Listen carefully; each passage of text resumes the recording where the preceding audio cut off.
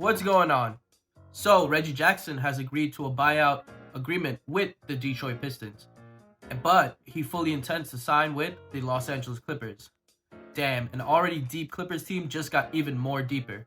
So today I'm going to look at the Reggie Jackson acquisition for the Clippers and give my full analysis. Before we get into this video, I need you to like this video and subscribe, or your favorite team is going to lose their next game. So Reggie Jackson will be joining an already deep Clippers team with the likes of Kawhi Leonard, Paul George, Lou Will, Montrezl Harrell, Pat Bev, and many more. Jackson, Lou Will, and Montrezl will be leading the charge off the bench. But how effective will Reggie Jackson be? So for the year, Reggie Jackson is averaging about 15 points, 3 rebounds, 5 assists, about a half a steal a game, on 38% field goal, 78% free throw, while shooting 37% from 3. Now, Reggie Jackson isn't the most efficient scorer, as evident with his 38% shooting from the field, but he is shooting a career-high 37% from 3. His efficiency from deep has gotten better, while his overall efficiency leaves something to be desired. It's also worth noting that Reggie Jackson has only played 14 games so far this season. He missed most of the season due to a back injury, so we are dealing with a small sample size.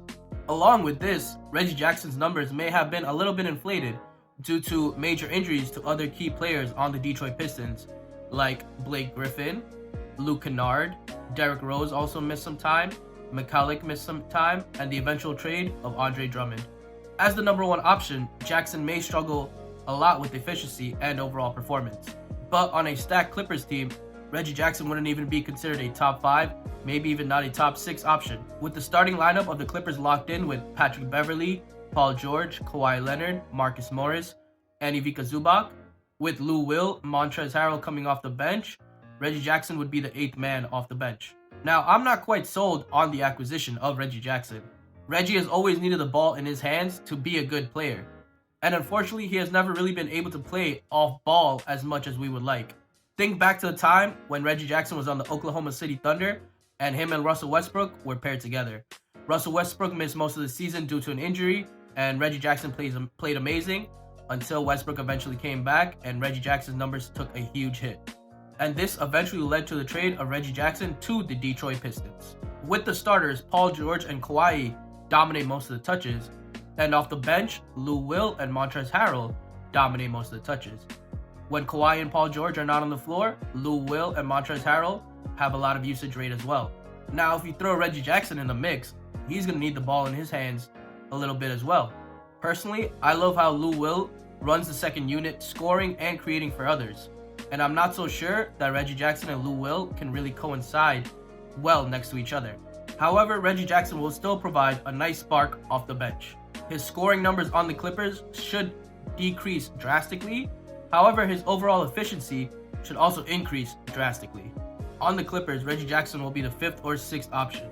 If Reggie Jackson can play off-ball and learn how to develop his off-ball skills, he may be a better fit for the Clippers than I anticipated.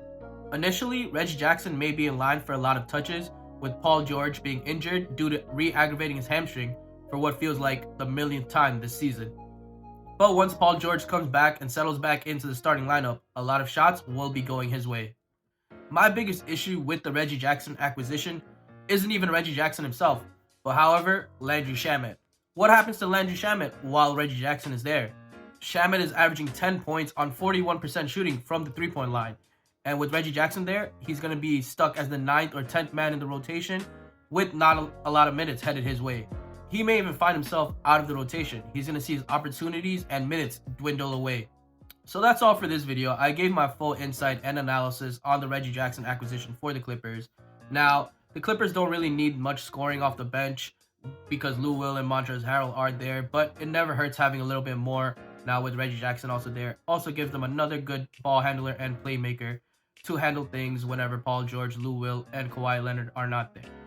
And if you guys enjoyed this video and like NBA related content, please do leave a like, comment, and subscribe so you don't miss out on future videos.